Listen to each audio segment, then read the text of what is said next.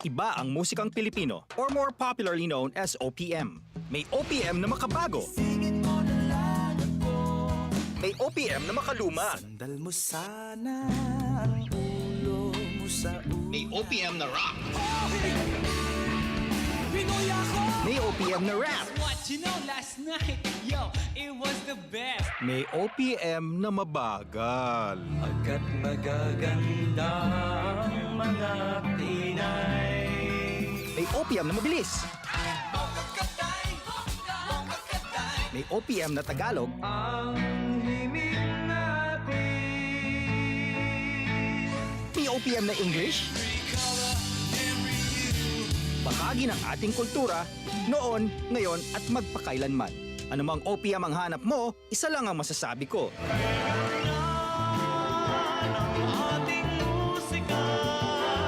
Yan ang Pinoy kultura because our culture is cool.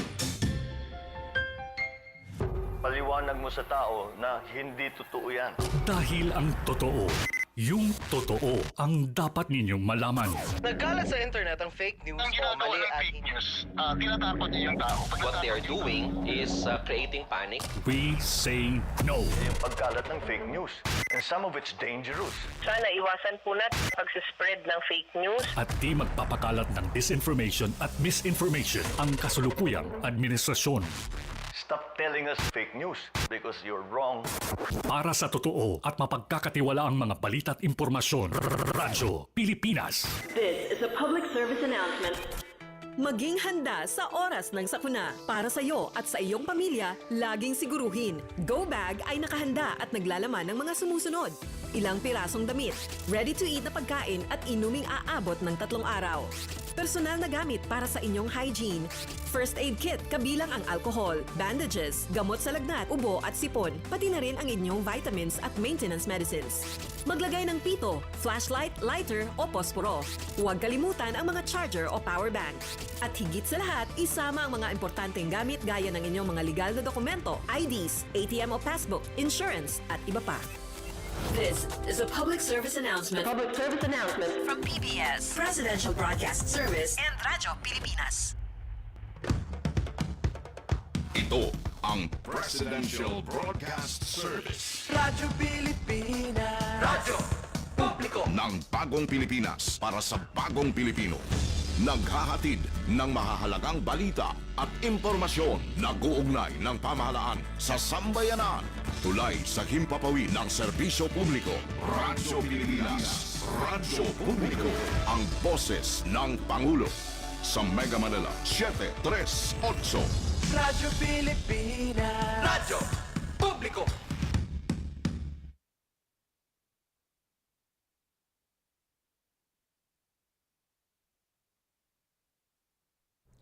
Time check, 7 minuto makalipas ang 3:00 ng hapon. Tahanan ng OFW, handog ng Department of Migrant Workers at Radyo Pilipinas, Radyo Publiko, programang maghatid ng impormasyon sa mga polisiya, programa at mga hakbang ng DMW para sa kapakanan ng ating mga OFWs at kanilang pamilya. Tahanan ng OFW, programang hatid ay agarang serbisyo publiko para sa bagong bayani ng bayan, para sa bagong Pilipinas. Tahanan ng OFW ng Department of Migrant Workers, dito sa Radyo Pilipinas, Radyo Publiko.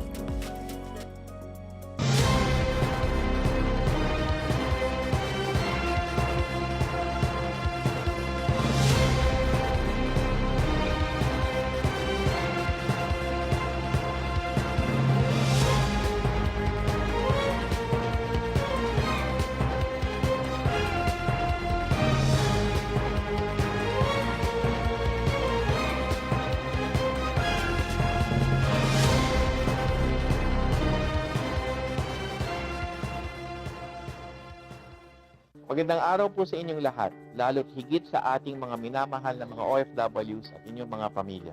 Mula po sa tahanan ng mga OFWs, ako po ang inyong lingkod, Secretary Hans Leo Kakdak, na nag-iimbita sa inyong lahat na sumubaybay sa ating bagong programa sa Radyo Pilipinas, ang Tahanan ng OFWs.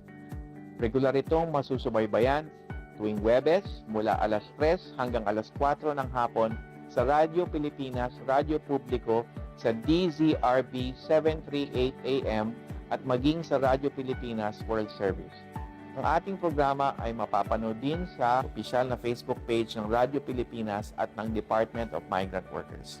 Sama-sama po nating pag-usapan ang mga kwento ng pagsusumikap ng ating mga bagong bayani at alamin ang mga programa at serbisyo na hatid ng DMW sa ating mga OFWs saan mang panig ng mundo.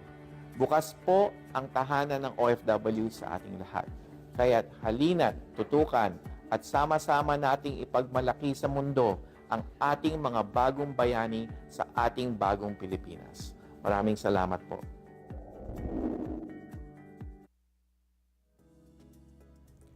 Ayan, Webes na naman po ng hapon at kayo po ay live na nakikinig at nanonood dito lamang po sa tahanan ng OFW. Live po tayo dito sa Radyo Pilipinas, Radyo Publiko. At sa mga social media pages na rin po, particular po sa social media page po, FB page po ng Department of Migrant Workers. At pakihanap na rin po kami sa iba pang mga social media channels po.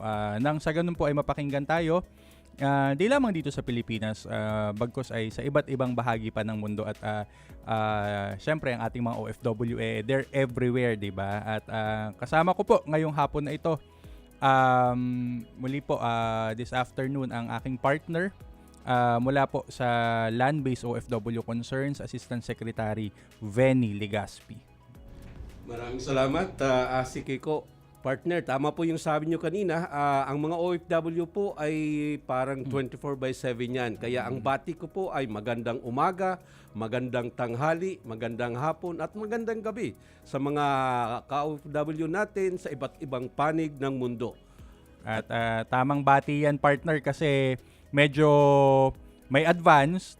Meron din namang mas maya-maya pa ng konti ang kanilang mga oras. At syempre, sa mga tagapakinig po natin, mapapanood din po ang ating programa ngayon, mapapakinggan po sa RP World Service para sa ating mga kababayan na nandyan po sa abroad. So magmula po doon sa mga gabi na ngayon, mga bandang Australia, New Zealand na OFW natin, Venny, hanggang doon po sa mga kagigising-gising lamang na mga kababayan natin. Baka nga medyo tulog pa yung mga nasa may bandang Europe at mga nasa bandang US, partner. Correct po, correct, partner.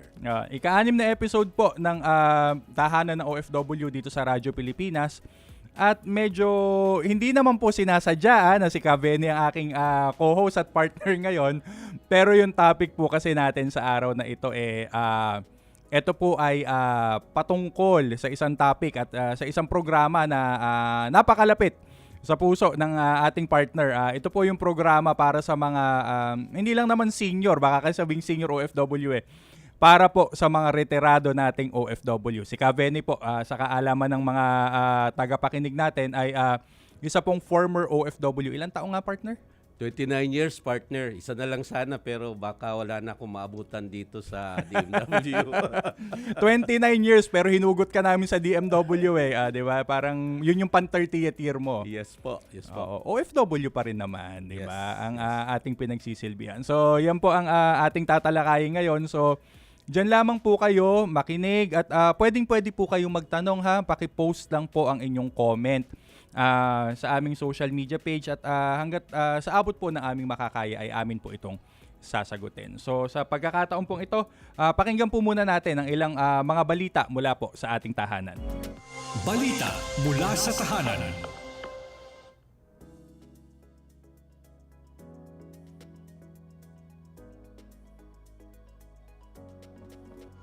Balita mula sa tahanan. Magandang hapon. Narito ang mga balita mula sa DMW nitong nakalipas na linggo. DMW ginunita ang ika-63 kaarawan ni yumaong DMW Secretary Susan Ople. Ginunita ng Department of Migrant Workers ang ika-63 kaarawan ng yumaong Secretary Susan Toots Ople na isa sa pangunahing tagapagtaguyod ng karapatan ng mga migranteng at Pilipino. Si Secretary Ople ang unang kalihim ng DMW na itinalaga ni Pangulong Bongbong Marcos at siyang unang nagpakilala sa ahensya bilang tahanan ng OFW. Kahit noong nasa pribadong sektor pa, walang pagod na inilaan ni Secretary Ople ang kanyang buhay sa kapakanan ng mga OFW. Itinatag niya ang Blas F. Ople Policy Center and Training Institute hango sa kanyang amang si dating Senador at Labor Secretary Blas Ople. Una nang pinuri ni Secretary Hans Leo J. Kakdak ang legasiya na iniwan ni Secretary Ople sa DMW at nangako na ipagpapatuloy ang kanyang mga nasimulan para higit na mapaglingkuran ng mga OFW at kanilang pamilya. Balita mula sa tahanan. Mga language training center hindi otorisadong mag-recruit ng OFWs. Muling pinalalahanan ng Department of Migrant Workers sa mga Pilipino na nais magtrabaho sa ibang bansa na huwag magpaloko sa mga Japanese language training centers na nag-aalok ng serbisyo para sa overseas employment. Iginiit ni DMW Officer in Charge Bernard P. Olalia na hindi otorisado ang mga training centers na mag-recruit ng mga manggagawa para sa trabaho abroad at iginiit na isa itong uri ng illegal recruitment. Ipinaliwanag ng opisyal na inire-refer lamang sa mga paaralang ito ang mga aplikante para sumailalim sa language training pagkatapos ng selection at pre-qualification process na isinasagawa ng Japanese employers. Bukod dito, ang gasto sa training ay dapat sagutin ng employer at hindi ng aplikante. Kamakailan, ipinasara ng DMW ang Hikari Japanese Learning Center Corporation sa Panabo City, Davao del Norte, maging ang mga sangainto sa Maynila, sa Rosario, Cavite, Davao City at General Santos City dahil sa illegal recruitment. Balita mula sa tahanan. 126 OFWs mula Lebanon dumating sa bansa. Malugod na sinalubong ng mga opisyal ng Department of Migrant Workers ang nasa 126 mga overseas Filipino workers mula sa Lebanon sa magkasunod na flight sa Ninoy Aquino International Airport sa Pasay City. Sinalubong ng tinatawag na whole of government team sa pangunguna ng DMW ang mga OFW bilang tugon sa direktiba ni Pangulong Ferdinand Marcos Jr. na ligtas na maiuwi ang mga OFWs na naiipit sa mga krisis at mabigyan kaagad sila ng kinakailangang tulong. Unang dumating sa NAIA Terminal 3 sa Pasay City ang 52 OFWs kasama pa ang isang bata itong February 10 sakay ng Qatar Airways flight at QR932. Dumating naman itong February 11 ang 74 pang OFWs mula rin sa Lebanon. Balita mula sa tahanan. Balikbayan boxes ng 3 OFWs nakuha na. Matapos ang halos 3 taon, nakuha na rin ng 3 overseas Filipino workers ang kanilang balikbayan boxes makaraang asistehan ng Department of Migrant Workers at Overseas Workers Welfare Administration sa isang bodega sa Valenzuela City kahapon. Ang matagumpay na pagbawi sa mga balikbayan boxes ng mga OFW na sina Maria Lenora Roblo at Christopher Alba ay bahagi ng pagtugon ng DMW sa panawagan ni Pangulong Ferdinand Marcos Jr. na tiyakin ang kapakanan ng mga migranteng manggagawa at asistehan sila sa panahon ng kanilang pangangailangan. 32 boxes ang naklaim ni Roblo na naglalaman ng mga damit, kitchenwares, groceries at iba pang kasangkapan na binili niya at binigay ng kanyang amo. 2 boxes naman ang na-recover ni Alba na naglalaman rin ng mga groceries, mga power tools para sa itatayo sana nilang negosyo na talyer, habang 8 pang balikbayan boxes ang naklaim at ipapadala sa isang OFW mula sa Negros Occidental. Balita mula sa tahanan. At ito ang mga balita para sa linggong ito. Kami ang inyong mga naging tagapagbalita. Ako si Dan Garcia. At ako naman si Angel Neliasca mula sa tahanan ng OFW sa Radyo Pilipinas, Radyo Publiko. Ayos yung mga bago nating segment reporter, partner. Ayan, si Angel, saka si Dan, of course, ng ating Strategic Communication Service po ng DMW. Makasamahan po natin yan sa ating tahanan. And partner, yung last topic kanina, nabitin tayo doon last week eh. Nung yung huling ibinalita kanina, nabitin tayo, hindi natin natalakay ng husto nung nakaraang taon. Alam mo naman sa atin hindi tayo tumitigil. 'Di ba, partner? Hindi tayo tumitigil hangga't hindi natin nabibigyan ng kasagutan, nabibigyan ng maayos na tugon ika nga, lalo-lalo na yung mga problema ng ating mga OFW. So, ano ba yung unang tatalakayin natin sa linggo na to at sino ba ang ating makakapanayam? Partner, tama po kayo. Ang atin pong unang panauhin sa segment na ito ay nanggaling pa po sa Bacolod. Pangalawang balik na niya rito. Nako, talagang magagalit na sa atin ang manager niyan pag hindi natin ay salang. At mind you, partner, siya po ay dating OFW. 19 years sa Saudi Arabia, Dammam. But before that, 5 years nanggaling ng Malaysia. So, makikita po natin, yung programa natin ngayon ay tinitingnan natin kung ano po ba ang mga na maitutulong natin, kagaya ng sinasabi mo kanina, partner, yung mga retirado na o mga senior. Ako naman ay malapit na maging dual citizen ng mga OFW. So, ito na ay pagkakataon natin. At of course, mayroon tayong espesyal na mag-asawang panauhin dahil bukas, nakalimutan mo, ngayon ay February 13, ay bukas ay February 14. Hindi ko nga inaalala kung anong araw bukas eh. Pero mamaya siguro muna yung usaping February 14, yung para bukas. At nabanggit mo, partner, yung ating bisita ngayon. Pabatiin siguro muna natin. Yes, pabatiin partner. muna natin.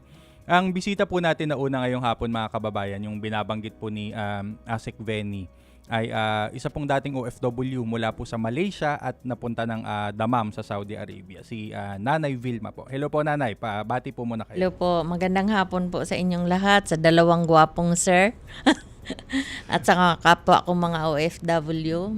Magandang hapon po. Ayan, medyo parang gusto ko nang ibigay agad yung ibigay agad yung tulong ni Nanay Vilma. Nanay, nakailang na po tayo, 'di ba? Ilang beses na po na naidulog ito, paulit-ulit kasi yung nagiging problema. Pakibanggit nga po sa ating mga kababayan, ano po ba yung problema natin tungkol sa Balikbayan Box? Yung Balikbayan Box ko ay ipinadala ko yon bago ako umuwi dahil nagkasakit ako doon sa Saudi, na cardiac arrest ako. Tapos ipinadala ko yun October 12, 2022. 2022 po. Hanggang sa ngayon, hindi ko pa na yun natatanggap. Parang nawawala na ako ng pag-asa noon na makikita pa kung nasaan yun kasi natawag din naman ako sa custom. Sabi nila nandun lang. Hanggat sa nagbuo kami ng sa Facebook, samahan. Tapos sa tulong ni Sir Robert Ineria, na-locate kung nasaan yung mga cargo namin. Hindi ko alam na auction na pala. Tapos ako ng telephone number ng Munich. Tinawagan ko, tinanong ko kung nandun yung cargo ko. Sabi, ma'am, yung list ninyo, yung pangalan ninyo nandito, pero hindi pa naman nalulocate yung cargo nyo dahil hindi pa nabubuksan ang container. Tapos nung nabuksan na, tumawag sila sa akin na nakita na nila yung cargo ko, humingi ako ng pictures, pinadala nila ako ng pictures. Sabi ko, hindi kailan yun i-deliver niya. Ay, hindi may babayaran kayo na 29,500. Pero maputol kita dyan 2022 po October. So, partner, 2022 October. So, 2.5 years. Oo, 2 years and 4 months. Tama, 2 years and 4 months. Maano lang po ako, Nay, kasi may pinababayaran kamo sa inyo. Correct me if I'm wrong, partner, pero dun sa maiksing panahon na nasa Australia ako dati, ang pagpapadala ng cargo, partner, bago mo, di ba, door to door. Correct. Bago mo i-ship out, di ba, bubuksan mo na, i-inspect. Tapos isisil mo, pipirmahan, babayaran mo, yung bayad mo doon. Nung time ko kasi magmula dun sa dormitoryo na tinutuluyan ko noon, nasa Australia ako, susunduin na doon. Yung sabi nga nila, door to door. Tapos diretso hanggang bahay. Yes po. Oo. Yun po, for 29 years na OFW, ganun talaga ang kalakaran. Na pipick upin doon sa bahay mo. In fact, tumutulong pa nga sila sa pag-strap. Tapos, once na nabayaran mo, diretso na rin yun sa bahay nyo. Kaya nga nakakapagtaka yung nabanggit ni Nanay kanina. Medyo pababayaran ka door to door, tapos yung binayaran mo, yun na yun. Yun na yung kabuuan. Yan. Kasama sa serbisyo ng binayaran mo yung pag-pick up sa abroad hanggang pag-deliver sa pintuan mismo ng bahay mo. Kaya door-to-door ang tawag. Siyang tunay. Sabi pa nga ng mga kabatak nating mga Batanggenyo, siyang tunay. Siyang tunay, oo. Door to door. Door-to-door. Kaya tinawag na door-to-door delivery ang Balikbayan Box. So, Nay, yung pong sa inyo ay 2022. And then, bayad naman po lahat. Oo, almost 50,000 ang binayaran ko sa Saudi. Pero ngayon po dito ay pinapabayad pa kayo ng karagdagang 29,500. Okay. Hindi ito kasi first time partner. Ang dami na ng nagiging biktima. Kumbaga, yun nga yung pinag-uusapan natin, may parang scam na nangyayari, 'di ba? May parang scam na nangyayari. Ano ba ito? Parang paano ba dapat, kasi may mga paalala sa atin ng customs regarding this one eh. Partner, kagaya nga nung experience ko doon, dapat ating mga kababayan, mga nagpapadala, dapat siguraduhin na yung papapadalahan ay talagang mayroon ng track record doon sa abroad. Kasi mayroong maayos na deconsolidator yan dito. Kasi alam mo, minsan yung ating mga kababayan, and ito lang ang masasabi ko, sa 50 halalas, which is SAP ng 1 real, ay nagkakatalo na yan. Kasi gusto mo makatipid, pero hindi ka nakakasiguro na yung padadalhan mo, baka pagdating dito ay hindi rin maayos yung track record. So yun po ang dapat na paalala. Kasi importante na yung padadalhan mo ay mayroong maayos na sasalo dito para mapadala po doon sa abroad, sa bahay nyo yung mga bagahe. So, paalala lang po, yung matitipid nyo, kung hindi kayo sigurado, mas na magkakaroon po kayo ng problema. Opo, recently lang nagpalabas po ang Customs, ang Bureau of Customs natin, ng paalala, may mga pangalan na po dyan ng mga in-include ng mga hindi po rehistrado at hindi po legit na mga balikbayan box forwarder, ika nga po nila. So magtiwala po tayo doon po sa mismong rehistrado, saka po doon sa mga lehitimong balikbayan box forwarder. Kasi nito nga pong huli, 'di ba? Nito nga pong huli ay parang 'yun yung karanasan nila Nanay Vilma. Hindi lang po si Nanay Vilma ito, humigit kumulang po sa ang wini-workout natin ngayong partner, we're working on around 2,500 boxes po na naabandona na hindi po ma-deliver kasi pinabayaan po ng kanilang forwarder sa ibang bansa. So mag-iingat po tayo dyan. Yan po yung natawag nating balikbayan box. Okay, balikbayan box na scam. Kawawa yung ating mga kababayan. Oo. Napakalapit sa puso nito, Asik. Yung pagbibili ng mga kababayan pag nag-grocery, iniipon yan. Pagdating ng malapit na yung Pasko, pagdating mga October, kasi maximum mga 2 months. Tamang-tama December na, pagdating ng Pasko. Ngayon, gano'n ang nangyayari. Naalala ko dati kasi, I was there for 2 years. Yung bang kada sale. Yeah. Diba? Kada sale. And hindi naman yung talagang dahil may tsokolate, may kung ano mang nanandun, o mga gamit, o mga damit. Yung yung bang kaligayahan na may maipadala ka at may matanggap ang pamilya. I'm sure, partner, sa 29 years mo, marami-rami na rin. Daang kahon na yung naipadala mo. Medyo. Pero partner, maliban dyan, isa lang yan sa segmento na gusto nating ibigay ng tulong kay Nanay Vilma. Mayroon din po, kaya siya nauwi, mayroon siyang heart condition. Oo.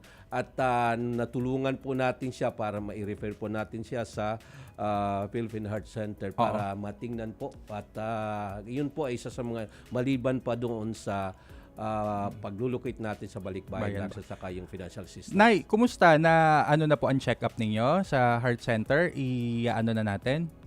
I-schedule? Opo. So may schedule ng check-up si Nanay Vilma at sa OFW Hospital din, syempre meron tayong Pero balikan natin yung kahon. Okay, balikan natin yung kahon. Alam niyo naman po sabi nga namin sa DMW we make things happen. We literally deliver. Yung po ang sabi nga ni Secretary Hanse, siguraduhin nyo literal na magde-deliver kayo ng kahon. Nay, anong laman ng kahon?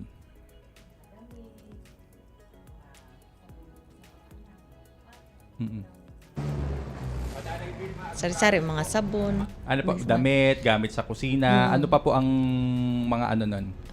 Mga gamit sa kusina, mga sapatos ng mga anak ko. Nagtatahi ka yata, Nay? Saka may mga ano yata. Ano bang mga ano pa nung ano na yan? Yung mayroon ako doon na nirigalo ng amo ko, yung oven na malaki. Opo. Tapos yung maraming mga bagay-bagay. Tapos yung mga binibigay nila ng mga gamit. May mga kasirola. Okay. Sige, Nay. Nay, meron kaming ano, kasi sabi nga namin, di ba, we make things happen and we deliver. Yun po yung ano namin. Meron po kaming maagang pa-Valentine sa inyo. Ready ba yung video natin para kay Nanay? Okay, sige. Nay, panoorin po ninyo yung aming video para sa inyo. Nanay Vilma, as promised po, maagang pa-Valentine po ng Department of Migrant Workers. Kasama po natin ang OWA, saka siyempre ang Customs.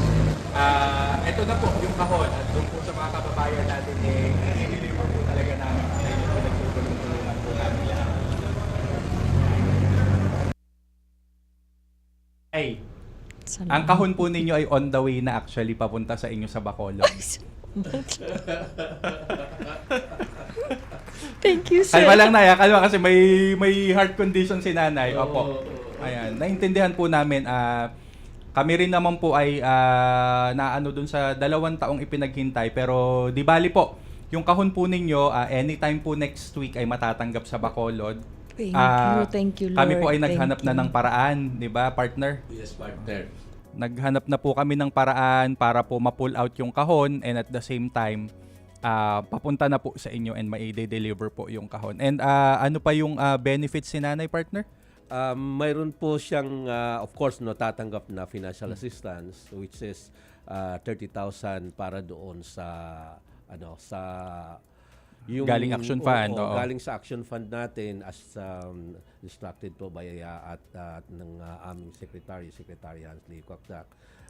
Para kahit papaano yung tagal po ng pinag-antay nyo ay magkaroon naman ng kunting yung Ayan. At syempre po yung ano rin. Nay, may message ka? Sa DMW, maraming salamat po sa tulong ninyo. Malaking pasasalamat ko po. At least makikita ko yung kahon ko. Mabibigay ko sa mga anak ko. Yung pinaghirapan ko ng almost 20 years. Nagpapasalamat to ako sa inyong lahat, sa lahat-lahat. Saka sa mga kapwa ko OFW, laban lang, tiis lang.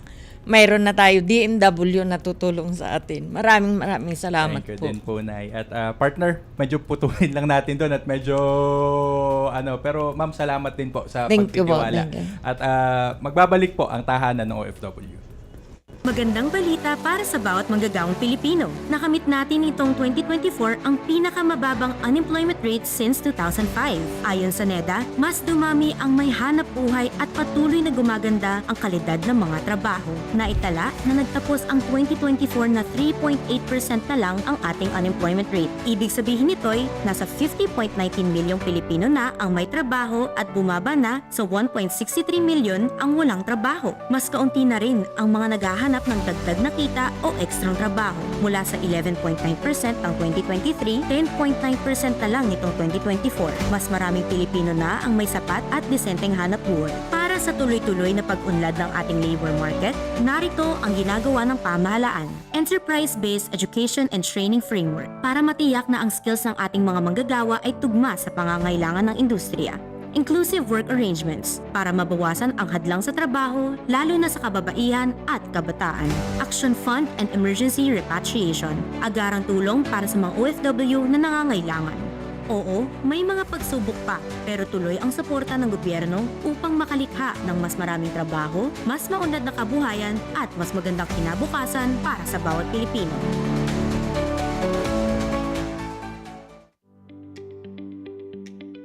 Pagkain sa bawat mesa.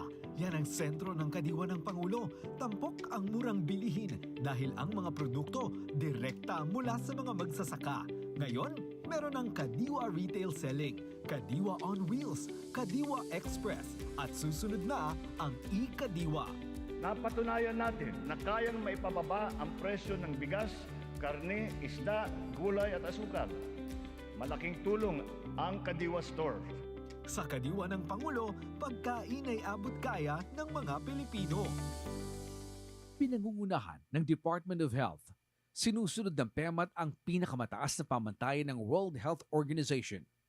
Katunayan, ginawa na sila ng prestigyosong WHO Emergency Medical Team Badge, isang patunay ng kanilang dedikasyon sa klinikal na pangangalaga, logistics at sanitation. Ang PEMAT ay binubuo ng mga elite teams mula sa Metro Manila, Luzon at Visayas. Nitong 2023, ipinakita nila ang kanilang tibay at malasakit nang tumugon sila sa 7.8 magnitude na lindol sa Turkey, kung saan mahigit 1,000 pasyente ang natulungan. Pinaiigting pa ng administrasyon ni Pangulong Ferdinand R. Marcos Jr. ang ugnayan sa mga kalyadong bansa sa bagong Pilipinas na isa katuparan ng Philippine Security Sector Assistance Roadmap. I'm confident that our collaborative efforts will pave the way for a brighter, more prosperous future for the Indo-Pacific region. Kabilang sa napagkasunduan ang pagbibigay ng Amerika ng $500 million ng military financing na magagamit ng AFP at PCG. Mabibigyan ng access ang Pilipinas sa modernong kagamitan upang matugunan ang mga banta sa teritoryo at cyberspace. Mga kababayan, mataas ang aking kumpiyansa na malalampasan din natin ang hamon ng ating pinagdadaanan. Dahil ito ang pangunahing hinaing ng taong bayan. Hindi tayo titigil sa paglalaban sa kahirapan. Sa halos 3 taong panunungkulan ni Pangulong Marcos, tuloy-tuloy ang naging pagtugon ng gobyerno laban sa kahirapan. Sa taong kasalukuyan, tinatayang umabot na sa 194 billion pesos ang total asset ng Philippine Reclamation Authority. Higit na mas malaki ito kumpara sa mga nakaraang taon. Ibig sabihin nito, kung patuloy ang paglaki ng asset o pag-aari ng PRA, mas malaki ang maiaambag nito sa gobyerno na magdudulot ng mas maraming oportunidad at trabaho para sa bawat Pilipino. Our infrastructure development remains sustained, strategic, and on schedule. Our aggressive infrastructure development, business-friendly policies, investment and export promotions, foreign visits, and economic missions are all aimed at generating not just jobs, but quality and competitive jobs. Sa nagbabagong Pilipinas, patuloy ang trabaho, patuloy ang pagbabago. Internet scam, hacking at cyberbullying. Ilan lamang yan sa mga krimeng nangyayari online. Noong 2023, nakapagtala ng 23,200 na cybercrime ang pambansang pulisya. Kaya si Pangulong Ferdinand R. Marcos Jr. itinatag ang Cybercrime Security Plan 2023 hanggang 2028. Pinalakas ito ang pagbabantay, pagtukoy at pagprotekta sa cybersecurity sa bansa. Ang resulta, pagbaba sa higit 14,000 na cybercrime sa taong 2024. The PNP's efforts in combating various forms of crime have yielded tangible results which exhibit the diligence of our officers and personnel as well as the effectiveness of our programs. Tahanan ng OFW ng Department of Migrant Workers dito sa Radyo Pilipinas, Radyo Publiko. Tahanan ng OFW dito lamang po sa Radyo Pilipinas. At sa punto po ito, tatanggapin muna natin ang report mula sa Radyo Pilipinas Iloilo. Ayan, patungkol po ito sa pakikipagpulong ng ating mahal na Pangulong Ferdinand Marcos Jr. sa mga miyembro ng Regional Development Council sa Western Visayas po iyan. At ang detalye ay mula kay Janelle Baclay ng Radyo Pilipinas Iloilo. Mula sa Presidential Communications Office at Radyo Pilipinas Nationwide, ito ang Presidential Live Event. Presidential Live Event.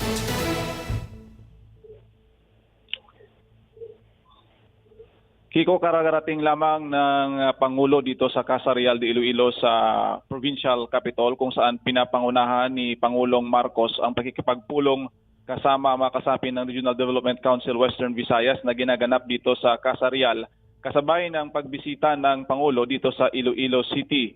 Kasama ng Pangulo ang mga gobernador ng iba't ibang lalawigan sa Western Visayas, mga alkalde ng highly urbanized cities at mga regional directors ng iba't ibang ahensya ng gobyerno at kanilang pinag-uusapan ng mga paunahing proyekto sa Kanlurang Visayas. Kabilang sa mga dumalong gobernador sa RDC meeting kasama ang Pangulo sina Iloilo Governor Arthur Defensor Jr., Antique Governor Rodora Cadyao, Governor Fredenil Castro ng lalawigan ng Capiz, Governor Jose Enrique Miraflores ng Aklan, Guimaras Governor JC Raman Nava, Iloilo City Mayor Jerry Treñas, Roa City Capiz Mayor Ronnie Dadivas, Uswag Representative Congressman Jojo Ang, at Bacolod City Mayor Albi Benitez na siyang chairman ng RDC Western Visayas. Ang Pangulo rin ay bumisita kanina sa activity ng 4Ps sa Iloilo Sports Complex at mamayang gabi, pangungunahan rin ng Pangulo ang national rally ng mga senatorial candidates na gaganapin naman dito sa ICC sa Gaisano Complex sa Benigno Aquino Avenue sa Mandurriao, Iloilo City mamayang alas 6 ng gabi. Para sa Bagong Pilipinas, Junel Baclay, Radyo Pilipinas, Radyo Publiko. Mula sa Presidential Communications Office at Radyo Pilipinas Nationwide, ito ang Presidential Live Event. Presidential Live Event. Ayan, maraming salamat sa ating kasama na si Junel Baclay ng Radyo Pilipinas Iloilo. Partner, Development Council ng Western Visayas. Shout out po doon sa isa sa pinaka-aktibo naming Regional Director, RD Glenda Aligonza ng DMW Iloilo. Ayan, napakaraming programa din ito para sa ating mga OFW. Ano, partner? Yes, partner. Syempre, speaking of programs, kanina si Nanay, maluha-luha ako. Medyo naantig din naman yung puso ko. 2 years in the making, 2 years nang hinintay, pero at least we delivered. Ano pa yung mga benepisyo ba na naibigay natin kay Nanay bilang isang senior na OFW na rin yon, partner? Opo, ang atin pong naibigay na tulong kay Nanay, kagaya na sabi ko nga kanina, ay mayroon po siyang financial assistance na natanggap na 30,000. Tapos, yun nga, tutulungan din natin siya para sa pagpapagamot para doon sa kanyang dinaramdam sa sakit sa puso. And aside from that, syempre yung hand-holding ng region natin doon sa Bacolod at saka dito habang nandito siya. Hindi po natin yan binibitawan at alam mo yan, partner, dahil nandyan po ang National Reintegration Center for OFW para alalayan at talagang gabayan sila. At Bacolod din yan kay RD Glenda din. Kay RD Glenda din. At syempre, yun nga po yung sinasabi namin, kung kayo po ay may anumang pangangailangan, tayo po ay magtungo lamang sa pinakamalapit na DMW Regional Offices. Yes. And from one senior OFW, returning OFW, na kumbaga ang hinaing ng kanyang puso ay nabigyang katuparan at nalunasan naman kahit papano. Ngayon naman ay kwentong puso pa rin tayo, partner. Kwentong puso. Yes po, malapit na kasi yung mga araw ng mga puso. Tama po. Alam niyo po sa DMW we also give second chances, ika nga. Yung guest natin ngayon, partner, kilalang kilala mo Why don't you introduce our guests this afternoon? Sige, salamat Asikiko, partner. Of course, ang atin pong panauhin sa araw na ito at isang araw bago yung araw ng mga puso ay naging kasamahan ko po sa Jeddah, Saudi Arabia. Napakahuwaran na mag-asawa at of course silang bibigyan ko ng pagkakataong magkwento para lang nanggagaling po sa kanila. Ang mag-asawa po ay ang atin pong kasamang si Kaatoy. Ang tawag namin is si Kaate. Hindi naman siya magaling na mag-basketball pero mayroon lang siyang bigote na kasing Fortunato Esguera at ang kanyang pong may bahay si Ma'am Judith Esguera na of course kasalukuyan po ay sabi nyo nga po nasa dual citizenship na rin at kasamahan po rin natin sa DMW. Ayan, Kaatoy saka Ma'am Judith, bati po muna kayo. Magandang hapon po sa mga nanonood dito sa ating programa para sa tahanan ng OFW. Magandang hapon po sa lahat and thank you for having us. Thank you Parang po. yung ngiti ni Kuya Atoy ngayon medyo iba eh. Parang may pre-Valentine's na. Oo.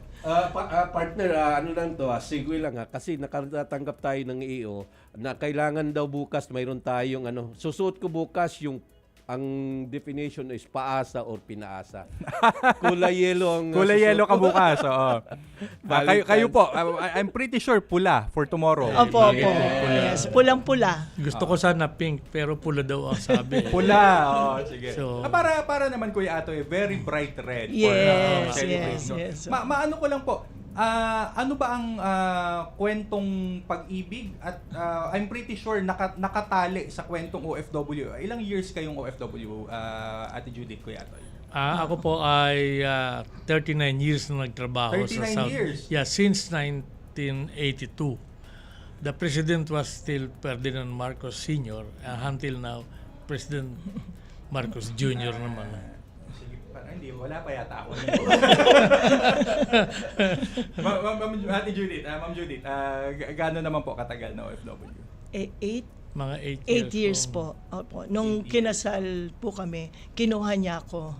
Pero nakapagtrabaho po ako doon. Tapos nung nag-aral na yung mga anak namin, my children are all born in Jeddah, Saudi Arabia. Nung mag-aaral na po, umuwi ako. Tapos bumalik na ako as dependent naman. Kasi, para yung aming na years na hindi kami magkasama, pinuno namin ngayon nang magkasama kami as dependent. Binawi. Partner, medyo nabanggit nila yung anak nila. Gusto ko lang maano yung, ilan ba yung anak nyo, tsaka ano yung mga natapos nila ngayon? Saan sila? Para lang maganda yung perspective. Opo. 3 po yung anak namin. Yung panganay ko, 38 years old, still single. She's a nurse in London, Saudi Arabian citizen na po. Yung pangalawa ko pong anak, babae din, 36 years old pero may asawa na siya. Siya po ay VP sa Singapore sa isang bangko. At yung pong bunso kong anak, lalaki, the only one, lalaki, ay nagtatrabaho po sa civil service attorney. Wow! Isang banker, isang lawyer, at saka isang nurse na citizen na ng UK. Saan ka pa? Na single. Single. Yun lang. Single, oo. Yan ang ano niya. I mean, di ba? Parang yung distance pero despite that, buo ang pamilya na itaguyod ang mga anak na pagtapos. Amen. And going strong. Ilang taon na pong kasal? This July 27, 40 years na po kami. 40 years? Yes. 40 years. And I don't mean to, pero may period na LDR eh. Opo, meron po. Paano po yun? Yung time na yun, walang cellphone, walang hindi pa uso. So susulat siya, susulat ako, may sakit ang anak mo, sasagot siya, magaling na.